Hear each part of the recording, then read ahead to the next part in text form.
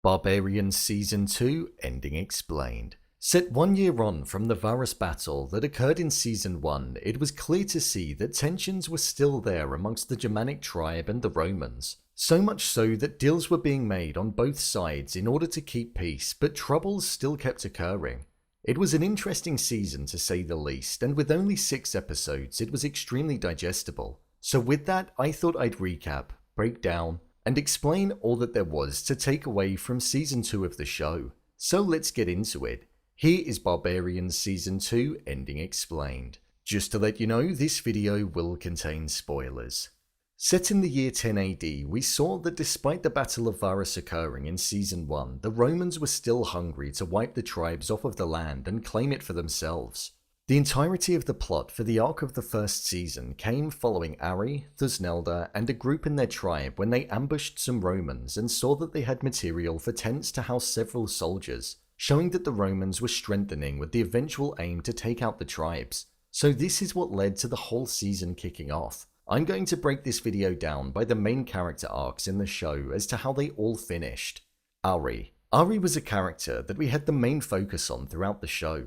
He believed that peace would never be possible between his tribe and the Romans, which is why he wanted to form an alliance with Marbod, in order for there to be safety in numbers, and with Marbod's 70,000 men that he had available, it was the best option for him and his tribe, in order to have the upper hand on the Romans. However, we saw Ari go through several battles in this season. A battle with Marbod following the realization that he was working alongside the Romans, and also a battle with his brother who was part of the Roman forces, Flavus. We saw that Ari was able to fend them both off on several occasions, and in the final battle he managed to reign victorious. We saw him reunited with his son that Thusnelda was not aware of, Gaius, coming back into his life, and it caused conflict within his relationship. I was slightly surprised that Ari welcomed him back for a second time after he essentially orchestrated the mass slaughtering of his tribe whilst they were at the thing. But the idea of family and alliances in this season was present, so that could be why. I don't feel Ari's character went on a particularly interesting journey this season, or felt as though he was that different to when it began. In the closing moments, we saw that his final main involvement was in the finding out that the child he believed to be his, Thermelicus, was not in fact his, when Folkwin told him as he was dying that he needed to love him like it were his own son. So I'm intrigued to see how that's going to impact him in the next season. We know that lies were something that caused conflict between himself and Thusnelda in this season, so maybe that may carry over if they're ever reunited. Thusnelda. Thusnelda is one of my favourite characters in the show. I feel as though she's the most level-headed individual in the show, and she thinks with her head as well as her heart. She was a formidable warrior in the final battle, and all throughout the show in fact, and the love for her child was something that was extremely apparent and at the core of her arc. So much so that it carried through right up until the closing moments of the season. As much as she loved Ari, I feel as though her feelings for Folkwin were stronger, but they just had to be suppressed slightly. We saw this when the both of them were off on their own together, and he asked her if she truly loved Ari, and there was a long pause of silence. We found out in this season that Folkwin was Thermelica's true father, and it wasn't Ari, which I thought was an interesting twist to find out, and it did ultimately change the direction of Folkwin's journey in the show. In the final moments of the season, we saw Thusnelda going to find her child after realizing that he'd been taken, and once she was there, we saw that Tiberius had a hold of him. This was because her father, who she was prepared to leave in exile whilst providing shelter to her brother and mother, betrayed the tribe by informing the Romans of their plans, and in turn took Thermelicus to Tiberius. We saw that her father and mother were killed, and whilst Thermelicus was now being taken to Rome, we also saw that Thusnelda had also been taken and will be going to Rome as well. It's going to be interesting to see how that plays out in Season 3, as nobody will have any idea that this has even happened. It seems as though history may be repeating itself like what happened with Flavus and Ari, in the sense that they grew up in Rome despite not being true-blooded Romans. But for now, Thusnelda is heading to Rome and will be in a foreign land where she or anybody from the tribe would be far outnumbered. In the history books following Thusnelda's taking, it's unknown what really happened to her, so we may see her arc gone completely, but I'd be surprised if the show decided to do that. Folkwin. Like Thusnelda, Folkwin was a character that I really did enjoy watching this season. He seemed the most human out of them all, and I think that was because of the journey that he went on and the growth that it held. He expressed care and compassion for Dido, and also for Thusnelda. Whilst even being against Ari, he stood by him and fought for him when necessary. The main thing that changed Volquin's direction was him finding out that Themelica was his firstborn child.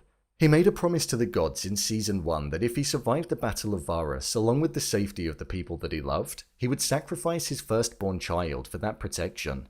We saw that this revelation was something that threw him off track, and instead he renounced his son and instead offered the gods himself, which was something that we saw come true in the final part of the season, where he died doing something for somebody else, Dido, trying to hunt and find Germanicus so he'd be able to seek revenge on him for him murdering Dido's father, showing that he was a selfless individual. He fought for others, not for himself, and it was clear to see. It was sad when he was killed, as he was a character that I feel brought a lot of humanity to the show, and his caring, compassionate nature was quite refreshing to see on screen.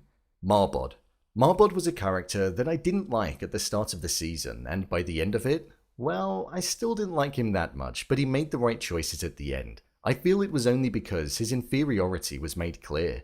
He wasn't as strong as Ari, but due to Ari bending the knee to him and the slaughtering of the tribe by the Romans at the Thing, he realized that peace was never a viable option, despite siding with the Romans on many occasions in the past. His love for Flavus was something that was apparent in this season, and the confliction between who he truly loved out of his wife and him was something that we never really got to see. However, one main thing for the character was that he did what he did because he wanted to avoid war. And the very war that he wanted to avoid was something that cost him the lives of the two people that he loved dearest in this world, with his wife being killed and his love of Flavus also being killed too. I think next season we'll see Ari sworn in as king, as the people will most likely view him as a stronger leader, and as well I think Marbod will also think the same due to how the entirety of the battle was set up in the final episode and the success of it.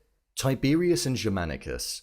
At the end of the season, we saw that Tiberius fled the battle which was occurring, showing that he was prepared for his men to be slaughtered on the battlefield and not die alongside them. However, we saw that Germanicus, despite appearing weak throughout the entirety of the show, was prepared to fight alongside his men, showing the strength that he held.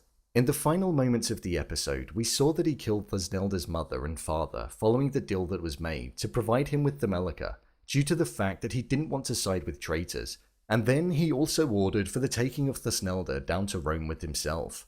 Germanicus got a lucky escape in not being killed by Dido when she'd been wanting to seek revenge on him for killing her father many years ago, so I'm hoping we'll see some more of this as the next season progresses. I thought this season was pretty good. The battles are always epic to watch, from the very first one in episode 1 right up until the all-out war in the closing moments of the episode. Visually, they're great to see, and you really feel like you're there amongst the brutality and gore of it on screen. The actors did a great job at delivering the characters, and I felt heavily invested in all of their arcs. I'm intrigued to see what's going to happen in Season 3, considering it finished with the poignant taking of Thasnelda. We'll just have to wait and see. So, there you have it. Barbarians Season 2 Ending Explained. If you want to see more videos such as Endings Explained, theories and predictions and character breakdowns, then click on the I button. Or alternatively, you can head over to my channel where you'll find them all. If you'd like to give me a show or movie that you'd like me to review, then head over to my Twitter, @brainpilot_, and tweet me what show or movie you'd like me to review next. And finally, if you'd like to see what I rate the latest movies that don't quite make the cut to getting a dedicated video, then head over to my Letterboxd profile. It's where I rate the latest releases in real time. What did you think of Season 2? Leave a comment down below, and don't forget to subscribe. I'll see you next time.